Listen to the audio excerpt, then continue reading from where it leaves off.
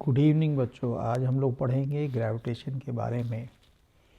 अब हम ये जान लें कि यूनिवर्स में हर एक बॉडी जो है दूसरे बॉडी को अपनी ओर अट्रैक्ट करता है, और जो ये फोर्स ऑफ अट्रैक्शन है यही हमारा ग्रेविटेशन कहलाता है।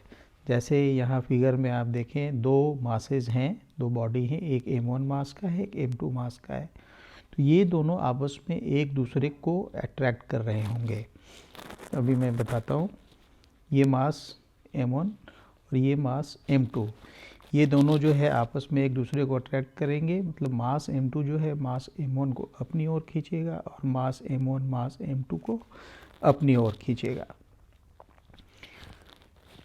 अब हम जानेंगे कि लॉ ऑफ ग्रेविटेशन क्या है। लॉ ऑफ ग्रेविटेशन जो है वो न्यूटन के द्वारा प्रतिपादित किया हुआ है, और न्यूटन ने ये बताया कि जो फोर्स ऑफ अट्रैक्शन है, वो फोर्स ऑफ अट्रैक्शन दो बॉडी के बीच में दोनों के मास के मल्टीप्लिकेशन के प्रोपोर्शनेट होता है। यानी कि F जो है वो प्रोपोर्शनल होगा m1 और m2 के मल्टीप्लिकेशन के। फिर अगर इन दोनों मासेस के बीच की दूरी r है, अगर ये डिस्टेंस अगर r है, तो ये जो फोर्स है ये प्रोपोर्शनल होता है 1/r² के बराबर। और हम जानते हैं कि प्रोपोर्शनलिटी के सिद्धांत से है F जो है वो अब प्रोपोर्शनल होगा m1 m2/r²। और इसको इक्वेशन फॉर्म में लिखने के लिए हमें यहाँ पे एक प्रोपोर्शनलिटी कांस्टेंट इंट्रोड्यूस करना पड़ेगा।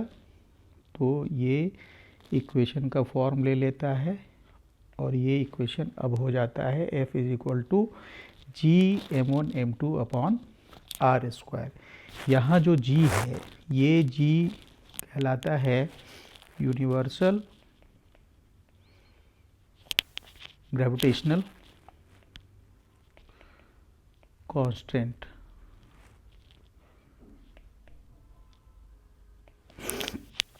और जो इस g का वैल्यू होता है वो होता है 6.673 × 10⁻⁻11 न्यूटन मीटर स्क्वायर अपॉन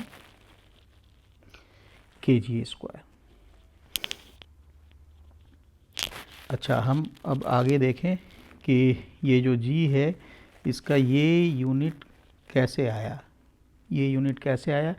इसके लिए बड़ा सिंपल सा तरीका ये होगा कि इस इक्वेशन को हम लोग देखें, और यहाँ पे अगर हम F = जो g m1 m2/r² है, इसमें g अगर इक्वेट करें तो ये हो जाता है F r² m1 m2, जहाँ F जो है इसका यूनिट हो गया न्यूटन, ये r² जो हो गया ये मीटर स्क्वायर, और ये m1 m2 जो है kg²। अब इससे यहाँ हम कोरिलेट करके देख लेंगे कि जो g का यूनिट आता है वो Newton metre square upon kg² है। आगे हम देखते हैं कि g का डायमेंशन क्या है।